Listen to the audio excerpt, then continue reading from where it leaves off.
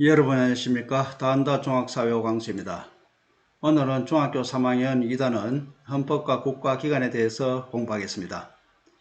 이 단원은 첫 번째 국회, 두 번째 대통령과 행정부, 세 번째 법원과 헌법재판소 이와 같이 구성이 되어 있고 오늘은 그 첫 시간으로 국회에 대해서 알아보도록 하겠습니다. 이 단원의 학습 목표는 국회의 조직과 국회의 권한에 따른 기능을 파악할 수 있다입니다. 국회에 대해서 알아보기 전에 민주정치의 뜻을 우리가 한번 알아보겠습니다. 자, 민주주의 할 때 이 민주라는 것은 백성민자 주인주자라는 한자를 쓰고 있습니다. 그래서 나라의 주인이 백성이다, 즉 국민이다라는 뜻을 가지고 있고 정치라는 말은 다스릴다는 뜻, 다스릴 지죠. 다스린다. 바로 나라를 다스리는 일을 우리는 정치라고 합니다. 그러면 민주정치라는 말은 국민이 나라의 주인된 권리를 가지고 나라를 다스려 나가는 것을 우리는 민주정치라는 뜻이죠.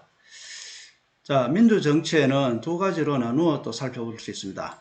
첫째, 국민이 직접 나라를 다스립니다. 직접 정치를 해요. 이걸 우리는 직접 민주정치라고 하고 국민이 직접 하지 않고 대표자를 뽑아서 대표자에게 이 정치를 맡깁니다. 이런 정치를 간접민주정치라고 합니다.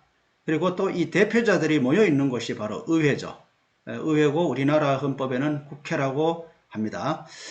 자, 직접민주정치 제도로의 한 방법으로는 국민투표제, 국민소환제, 국민발언제가 있습니다. 국민투표제도 여러분 우리나라에도 하죠. 대통령을 뽑을 때 우리 국민투표합니다. 그죠?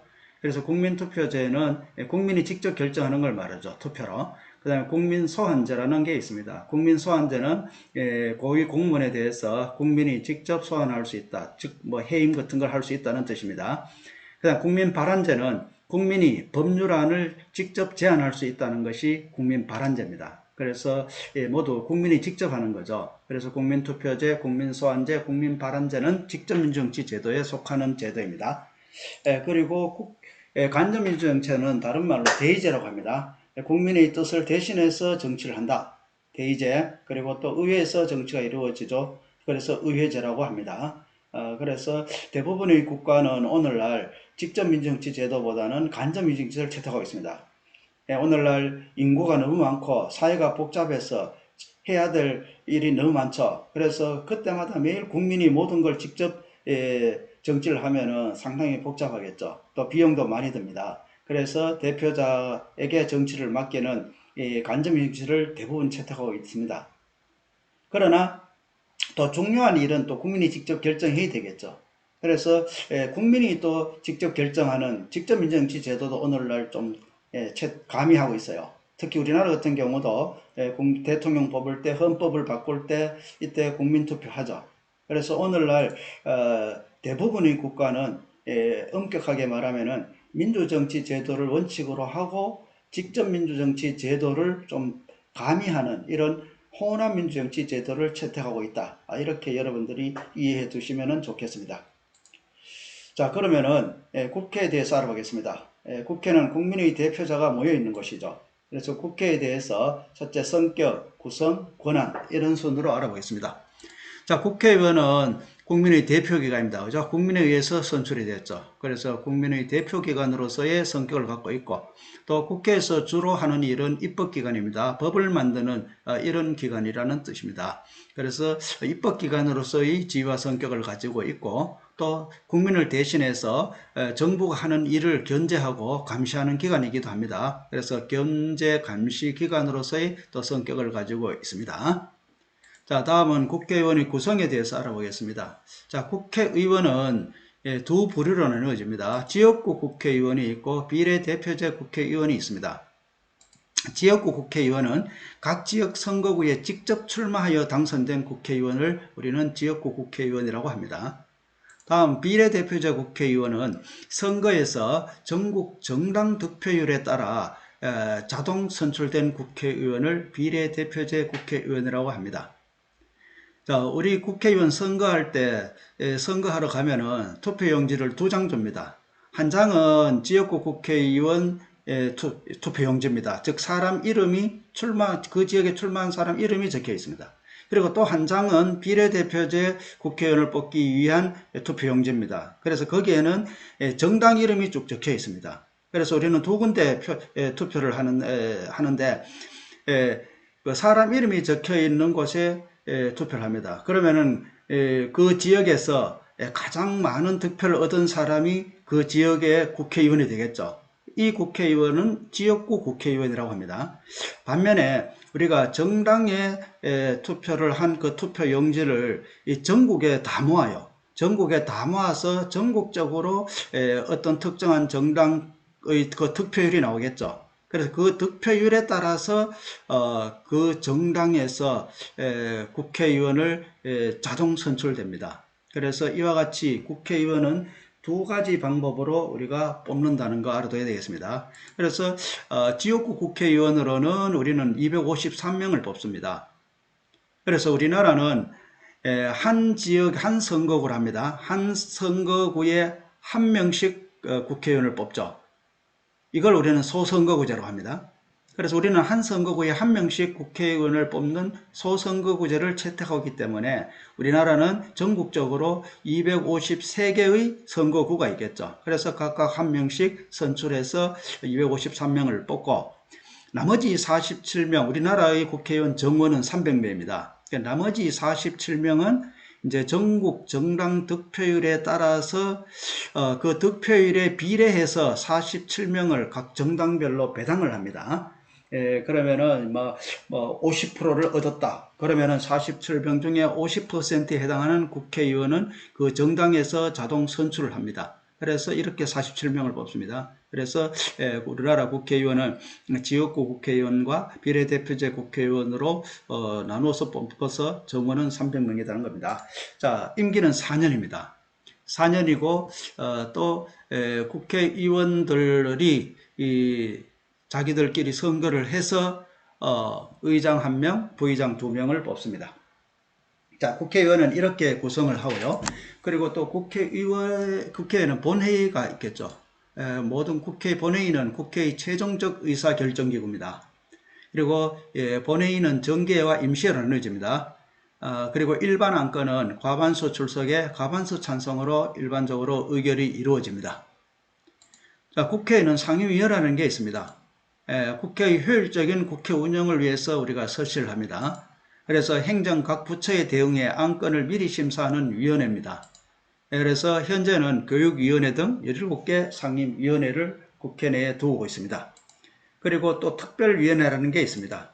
이것도 효율적인 국회 운영을 위해서 설치를 됐는데 상임위원회에서 소관이 아니거나 필요시 설치하는 위원회입니다.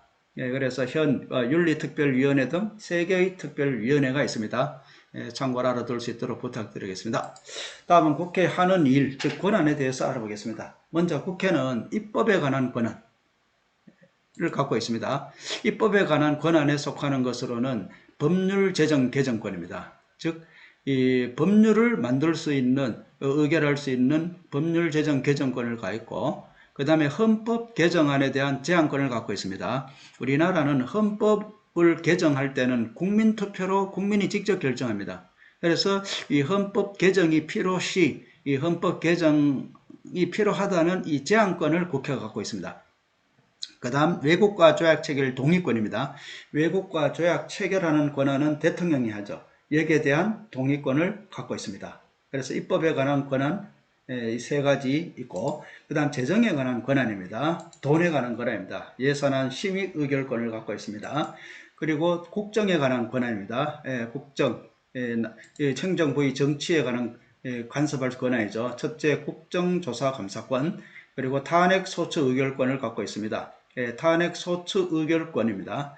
탄핵소추 심판권은 헌법재판소가 있습니다. 대통령 등 고위공무원에 대한 탄핵소추에 대해서 의결할 수 있는 권한을 국회가 있습니다. 그래서 국회에서 의결되면은 최종 심판, 즉 탄핵소추 심판은 헌법재판소에서 합니다. 그래서 국회는 탄핵소추 의결권을 가지고 있고, 그 다음 고위공무원에 대한 임명 동의권입니다. 고위공무원 임명은 대통령이 하겠죠. 여기에 대한 동의권을 국회가 가지고 있다 하는 거 알아둬야 되고, 이때 고위공무원은 국무총리, 대법원장, 대법관, 감사원장, 헌법재판소장, 이런 공무원들의 임명은 대통령이 하지만은 국회에서 동의권을 갖고 있다는 거 여러분들이 알아두기 부탁드리겠습니다. 자, 국회에 대해서 알아봤고, 다음은 국회의 가장 본질적인 권한, 국회가 하는 일 여러 가지 중에서 가장 본질적인 권한은 입법권이죠. 입법권 중에서도 법률 제정 개정권입니다. 그래서 법률 제정 개정 절차를 먼저 알아보겠습니다.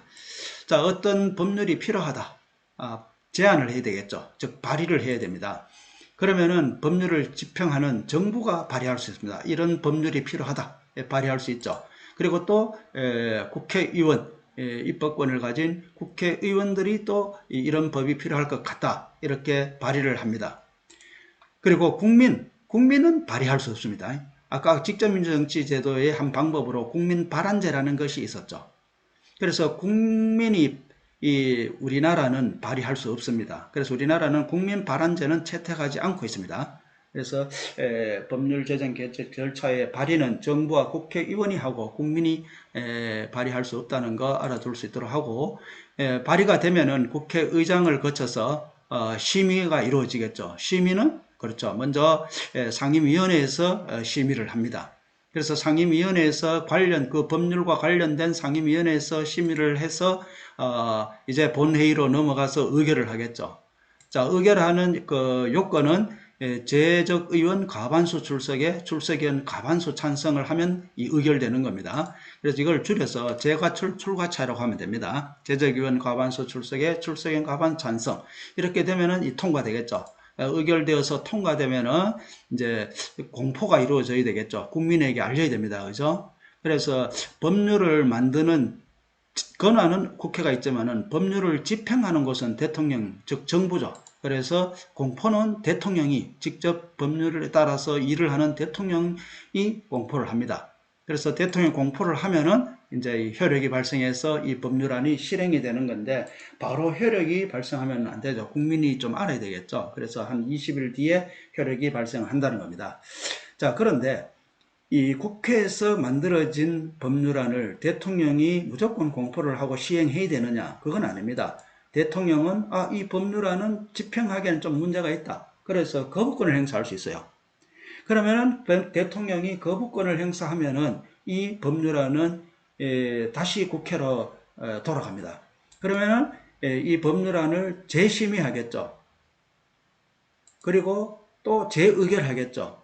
그래서 이번 재의결할 때는 조금 의결 요건이 까다로워지겠죠. 제적의원 과반수 출석에 이번엔 출석의원 3분의 2가 찬성해야 됩니다. 출석의원 3분의 2가 찬성을 해야만 통과가 됩니다. 이걸 우리는 줄여서 제과출출 3분의 2찬 이렇게 공부하면 되겠습니다.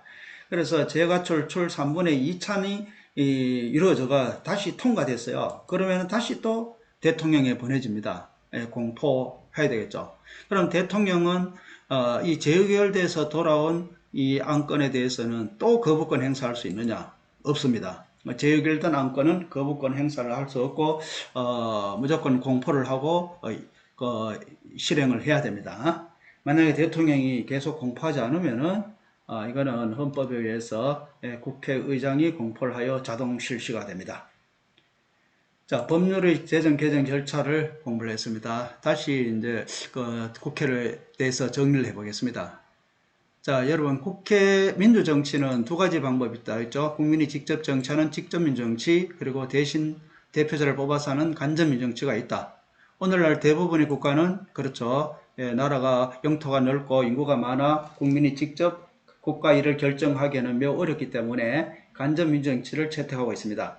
그런데 간접민주정치를 채택하고 있지만은 이걸 원칙으로 하고 직접민주정치 제도를 또 가미하고 있죠. 이걸 우리는 호남민주정치 제도라고 합니다. 만약에 오늘날 대부분의 국가가 채택하고 있는 민주정치는 이렇게 호남민주정치가 있을 때는 호남민주정치를 채택을 해야 됩니다. 자, 4번. 국민이 선출한 대표자로 구성된 국가기관은 그렇죠. 의회고 우리나라는 국회라고 합니다. 자, 국회의 의미입니다. 자, 국회의 성격 배웠죠. 국민의 대표기관, 입법기관, 견제와 감시기관이라고 배웠고, 국회의원의 임기는 4년이고, 여기 연임제입니다. 연임제라는 거는 여러 번 할 수 있다는 겁니다. 또 선출되고, 뭐 2번 이상, 5번이고, 10번이고, 계속 출마해서 당선되면은 할 수 있다. 연임제입니다. 반면 우리나라 대통령은 단임제죠. 단임제는 한 번밖에 못하는 것. 그래서 연임제는 여러 번 할 수 있는 것, 단임제는 한 번밖에 못하는 것, 또 중임제라는 게 있습니다. 중임제는 딱 2번 하는 거를 2번 할 수 있는 거를 말합니다. 우리나라 국회의원은 4년 연임제입니다. 자, 국회의원 정원은 300매라 했죠. 의장 1명, 부의장 2명 선출하고, 자, 국회의원의 구성은 지역구 국회의원과 비례대표제 국회의원은 아닌다 했죠. 그리고 회의는 정기와 임시회가 있고, 의사 결정의 일반적인 요건은 제적위원 과반수 출석에 출석위원 과반수 찬성으로 이루어지고, 효율적인 국회 운영을 하기 위해서 특별위원회, 상임위원회를 두고 있다. 이렇게 배웠습니다. 자, 다음은 국회의원이 하는 일입니다. 첫째, 입법에 관한 권한, 그 중에 법률 제정 개정권이 있죠. 이 국회의 가장 중요하고 본질적인 권한이라는 거 우리가 배웠습니다. 그리고 헌법 개정안 제안권, 외국과 조약 체결에 관한 동의권, 자, 이런 것들이 있고, 또 법률 제정 개정 절차 여러분들이 잘 알아둘 수 있도록 하고, 재정에 관한 권한은 예산안 심의 의결권 있고, 그다음 일반 국정에 관한 권한 국정조사 감사권, 국무총리, 대법원장, 대법관, 헌법재판소장 이런 사람에 대한 임명 동의권 갖고 있고, 탄핵소추 의결권 갖고 있다 했죠. 자, 탄핵소추 의결권은 국회의 권한이고, 탄핵소추 심판권은 헌법재판소의 권한이라는 거 여러분들이 또 구별 반드시 해주시기 바랍니다. 자, 다음은 문제로 한번 정리하겠습니다. 자, 1번, 오늘날 대부분의 국가가 원칙적으로 채택하고 있는 민주정치는, 그렇죠, 간접민주정치. 자, 호남민주정치가 있으면은 호남민주정치를 선택해야 된다 했습니다. 2번, 국가기관 중 국민의 대표기관, 입법기관인 곳은 국회. 국회의원의 임기는 4년 연임제. 국회의원의 구성에서 각 지역에서 선거로 뽑힌 국회의원, 지역구 국회의원. 5번, 국회를 효율적으로 운영하기 위해 행정 각 부처의 일을 심의하는 기구는, 그렇죠, 상임위원회. 국회의 가장 본질적인 권한은, 그렇죠, 입법권 중에서도 법률 제정 개정권입니다. 7번, 국회에서 법률안 의결되어 통과될 요건은, 의결 통과 요건은 재가출 3분의 2 과반찬이죠. 재가출 출가찬. 제적위원 과반수 출석에 출석위원 과반 찬성이었고, 만약에 대통령이 거부권을 행사해서 재심의되어서 재의결될 통과 요건은 재과출출 3분의 2 차이라고 했습니다. 자, 8번, 탄핵소추 의결권을 가진 국가기관은, 그렇죠, 국회죠. 탄핵소추 심판권은 헌법재판소. 다시 한번 얘기합니다. 자, 이상으로 오늘 수업을 마치고 다음 시간에는 대통령과 행정부에 대해서 학습하겠습니다. 남이 자기를 이해하지 못할까 걱정하지 말고 자기가 남을 이해하지 못할까 걱정하라. 또 이런 말도 있습니다. 자기 자신에게는 엄격하고 남한테는 관대하라는 말이 있죠. 그래서 항상 자기 자신에 대해서 돌아보는 이런 생활을 할 수 있도록 해야 되겠습니다. 이상으로 수업을 마치겠습니다. 수고하셨습니다.